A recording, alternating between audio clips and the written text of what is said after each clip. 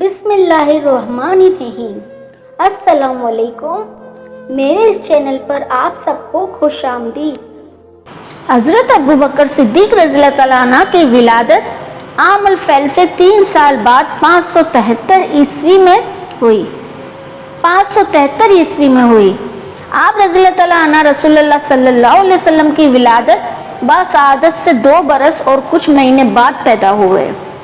حضرت ابو بکر صدیق رضی اللہ تعالیٰ عنہ کا نام عبداللہ، ابو بکر کنیت اور صدیق و عتیق لقب ہے۔ باپ کا نام عثمان کنیت ابو قحافہ اور والدہ کا نام سلمہ، لیکن اپنی کنیت ام الخیر سے زیادہ پکاری جاتی تھی۔ آپ کا تعلق قریش کے خاندان سے تھا اور چھٹی پشت میں آپ کا شجرہ نسب حضور اقدس صلی اللہ علیہ وسلم سے جا ملتا ہے۔ حضرت ابو بکر صدیق رضی اللہ تعالیٰ عنہ کی بیویوں کی تعداد 4 ہے۔ آپ نے 2 نکاح مکہ مکرمہ میں کیے اور 2 مدینہ منورہ میں۔ ان ازواج سے آپ کے 3 بیٹے اور 3 بیٹیاں پیدا ہوئیں۔ حضرت ابو بکر صدیق رضی اللہ تعالیٰ عنہ کا پہلا نکاح قریش کے مشہور شخص عبدالعزیز کی بیٹی ام کنیلہ سے ہوا۔ اس سے آپ رضی اللہ تعالیٰ عنہ کے ایک بڑے بیٹے حضرت سیدنا عبداللہ رضی اللہ تعالیٰ عنہ اور ایک بیٹی حضرت سیدہ اسماء رضی اللہ تعالیٰ عنہ پیدا ہوئیں۔ آپ رضی اللہ تعالیٰ عنہ کا دوسرا نکاح ام رومان زینب بنت عامر بن عویمر سے ہوا۔ ان سے ایک بیٹے حضرت سیدنا عبد الرحمن رضی اللہ تعالیٰ عنہ اور ایک بیٹی ام المومنین حضرت سیدہ عائشہ صدیقہ رضی اللہ تعالیٰ عنہ پیدا ہوئیں۔ حضرت سیدنا صدیق اکبر رضی اللہ تعالیٰ عنہ نے تیسرا نکاح حبیبہ بنت خارجہ بن زید سے کیا۔ ان سے آپ رضی اللہ تعالیٰ عنہ کی سب سے چھوٹی بیٹی حضرت سیدہ ام کلثوم رضی اللہ تعالیٰ عنہ پیدا ہوئیں۔ آپ رضی اللہ تعالیٰ عنہ نے چوتھا نکاح سیدہ اسماء بنت امیس سے کیا۔ حجۃ الوداع کے موقع پر ان سے آپ رضی اللہ تعالیٰ عنہ کے بیٹے محمد بن ابی بکر پیدا ہوئے۔ عام حالات میں حضرت سیدنا ابو بکر صدیق رضی اللہ تعالیٰ عنہ نہایت نرم مزاج تھے۔ ایسے معلوم ہوتا تھا کہ سختی، خفگی اور غصے سے تو آشنا ہی نہیں ہیں۔ دھیمے انداز میں آہستہ آہستہ بات کرتے، مگر اسلام کے معاملے میں انتہائی غیرت مند اور بہت سخت تھے۔ قرآن کی روشنی میں حضرت ابو بکر صدیق رضی اللہ تعالیٰ عنہ رسول اللہ صلی اللہ علیہ وسلم کے پہلے خلیفہ، افضل البشر بعد الانبیاء ہیں۔ حضرت سیدنا ابو بکر صدیق رضی اللہ تعالیٰ عنہ کو یہ سعادت حاصل ہے کہ آپ گمراہیوں، غلط رسوم و رواج، اخلاقی و معاشرتی برائیوں سے پاک صاف ہونے کے ساتھ ساتھ اوصاف حمیدہ سے بھی متصف تھے۔ آپ کے اعلیٰ محاسن و کمالات اور خوبیوں کی بنا پر مکہ مکرمہ اور اس کے کرب و جوار میں آپ رضی اللہ تعالیٰ عنہ کو محبت و عزت کی نگاہ سے دیکھا جاتا تھا۔ حضرت سیدنا سلیمان بن یسار رضی اللہ تعالیٰ عنہ سے روایت ہے، حضور اکرم صلی اللہ علیہ وسلم نے ارشاد فرمایا، اچھی خصلتیں 360 ہیں، اور اللہ جب کسی سے بھلائی کا ارادہ فرماتے ہیں تو اس کی ذات میں ایک خصلت پیدا فرما دیتا ہے اور اسی کے سبب اسے جنت میں بھی داخل فرما دیتا ہے۔ حضرت سیدنا ابو بکر صدیق رضی اللہ تعالیٰ عنہ نے عرض کیا، یا رسول اللہ صلی اللہ علیہ وسلم، کیا میرے اندر بھی ان میں سے کوئی خصلت پیدا ہے؟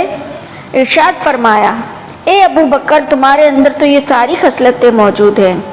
اعلیٰ حضرت رحمت اللہ علیہ فتاوی رضویہ میں فرماتے ہیں، مصطفیٰ صلی اللہ علیہ وآلہ وسلم جیسا کوئی پیر نہیں اور صدیق اکبر رضی اللہ تعالیٰ عنہ جیسا کوئی مرید نہیں۔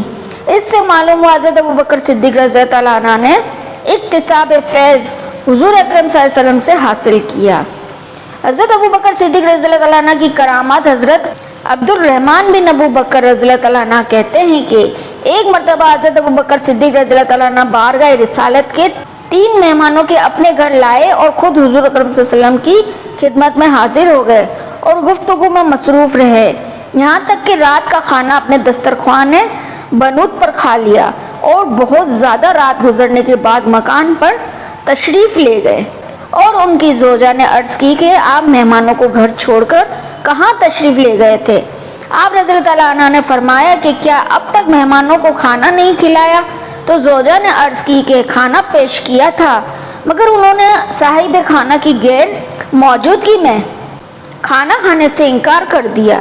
یہ سن کر آپ اپنے صاحبزادے عبد الرحمن پر بہت زیادہ خفا ہوئے۔ پھر آپ خود مہمانوں کے ساتھ کھانے پر بیٹھ گئے اور سب نے خوب شکم سیر ہو کر کھانا کھایا۔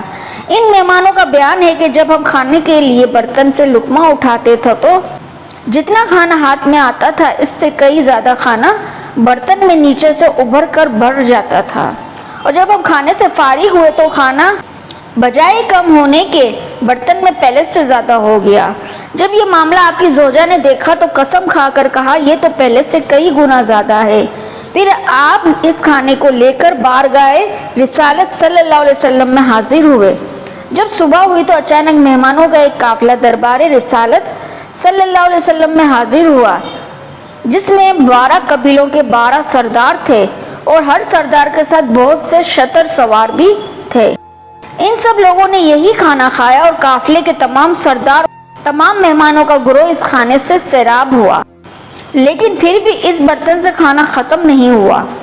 حضرت ابو بکر صدیق رضی اللہ تعالیٰ عنہ 22 جمادی الاخر 14 ہجری مطابق 23 اگست 634 ہجری کو آپ نے 63 برس کی عمر میں مدینہ منورہ میں وفات پائی۔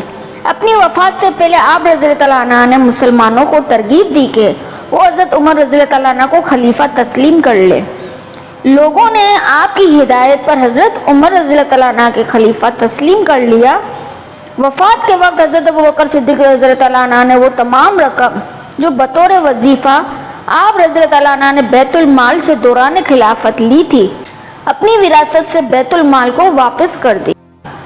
زندگی میں جو عزت و احترام آپ کو ملا، بعد وصال بھی آپ اسی کے مستحق ٹھہرے۔ اللہ تعالیٰ ہمیں سیرت سیدنا ابو بکر صدیق رضی اللہ تعالیٰ عنہ سے اقتصاب فیض کرتے ہوئے آپ کے اقوال و اعمال کی پیروی کرنے کی توفیق عطا فرمائے، اور محبت رسول صلی اللہ علیہ وآلہ وسلم کی خیرات سے ہمارے قلوب و ارواح کو منور فرمائے۔ آمین ثم آمین۔